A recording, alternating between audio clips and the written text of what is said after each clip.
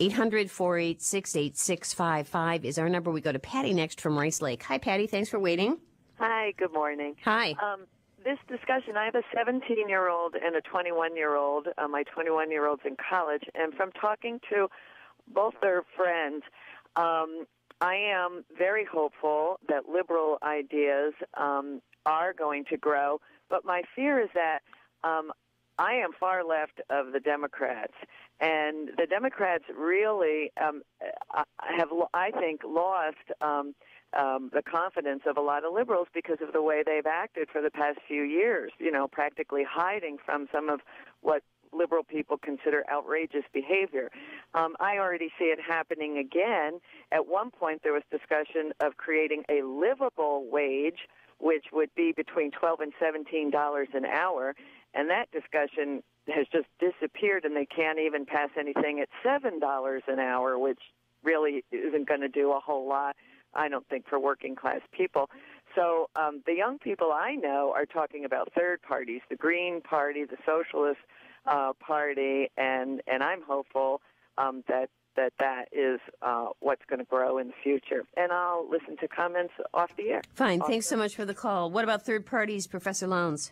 Well, I think she makes a very important point in a number of regards. In terms of third parties, if you look at the rise of the Republican right from, say, really from the late 40s, up through the 60s, there were moments where third parties or splits were decisive. The Dixiecrat Revolt in 1948, where Southern Democrats split from the National Party and ran Strom Thurmond, created a rift in the Democratic Party that never quite healed, which began the process by which Republicans were able to make inroads in the South. And then George Wallace, in his campaigns in the 1960s, he ran as a Democrat. He was the governor of Alabama, a segregationist populist who ran as a Democrat and then as an independent, and he pushed ideas to the right from within and outside the Democratic Party in a way that ended up helping the Republicans in the long run. They were decisive in helping Republicans. Nixon used Wallaceite rhetoric in the 68 and 72 campaigns, and then Ronald Reagan ended up sounding a lot like Wallace in many regards by 1980. So I think that third parties can play a role. They're unlikely to, unless another party has a meltdown like the Whigs in the 1850s, to come into power. But I think they can really shape what the dominant parties do, and I think that's an important point. Professor Aistrup? Yeah, and he's exactly right. That is, and in both of those situations, matter of fact, throughout all that history, it was in that particular case what we had was the Democratic Party that was the big umbrella party that had liberals and conservatives, and the conservatives were mostly based in the South.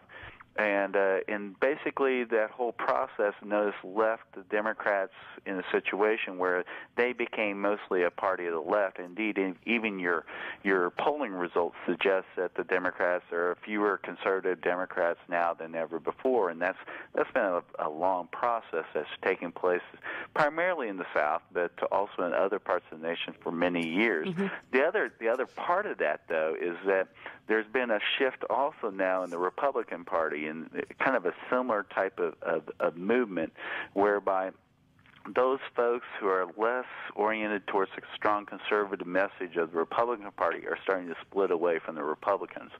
But that doesn't lead to a more leftward tilted Democratic Party, which satisfies the comments of this particular phone call, this particular individual.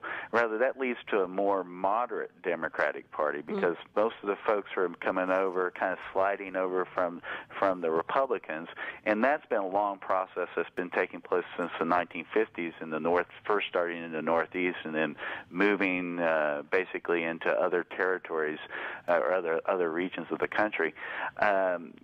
That doesn't create the type of liberal Democratic Party that this particular phone caller is talking about. It creates less of a liberal Democrat.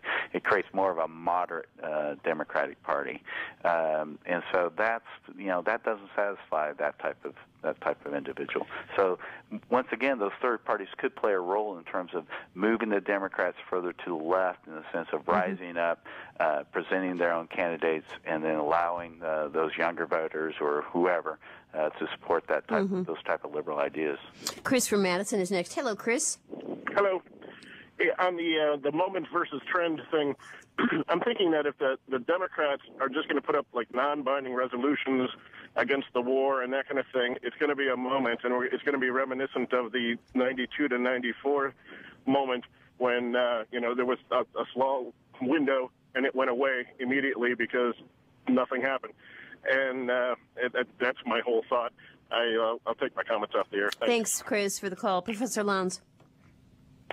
That's key. I mean, one of the things I think that members, I mean, there's two issues here. What members of Congress are doing now in terms of their positioning on the war, and the other one is the upcoming presidential election, and seeing how potential Democratic candidates are positioning themselves in terms of this war. I mean, certainly one of the things which matters is that if politicians pay too much attention to the press and even to polling, it can hamstring them in terms of being able to take leadership positions. Again, to go back to the 1960s, when Goldwaterites took over the Republican Party in '64, everybody in the national press said repeatedly, "Well, this is it for the Republican Party. They've been destroyed for all time." And social scientists spoke of them also this way. But the interesting thing that happened was that the decisive positions that conservative Republicans took in '64 made for great congressional gains for the Republicans in '66, and then led to Nixon's election in '68. So there's a way in which not taking strong positions,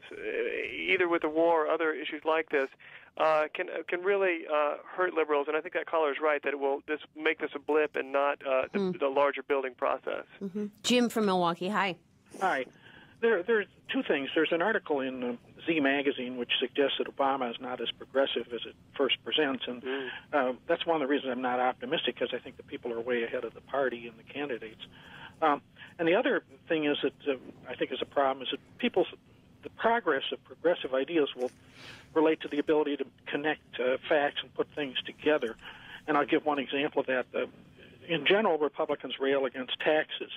Well, we know with Katrina that the neglect of global warming and the neglect of the levees led to the problem, which then led to great catastrophic losses, which led to a national bailout. And due to the national states for other things, so for example, at the state level, then we get a situation where maybe there's less money for education or less money for transportation, and that's reflected in increases in taxes at the state and local level. But nobody can make the connection as to why we have less money available to the states in the first place because of these actions of neglect with Katrina. So people have got to start making better connections, or we're never going to make any progress. Professor Aistrup. I think that's exactly right. I mean, I think that, and that's part of what the liberals need to do now, is present a coherent message that helps people make those types of connections that caller referred to, and to the extent that they can do that, that will enable this go beyond just simply the infancy movement that it is right now. And I would just hasten to add one thing in connecting the last two calls. That is, I think the presidential candidates from the Democrats are going to play a critical role in terms of moving this forward, or leaving, or that just becomes a blip in history. And there is a critical window here. I think that Congress's actions, the Democrats' actions are important, but I think probably what Democratic candidate comes out and the message they bring forward, and whether or not they win with that message, is going to be critical for whether or not this movement goes forward. Leadership is the key.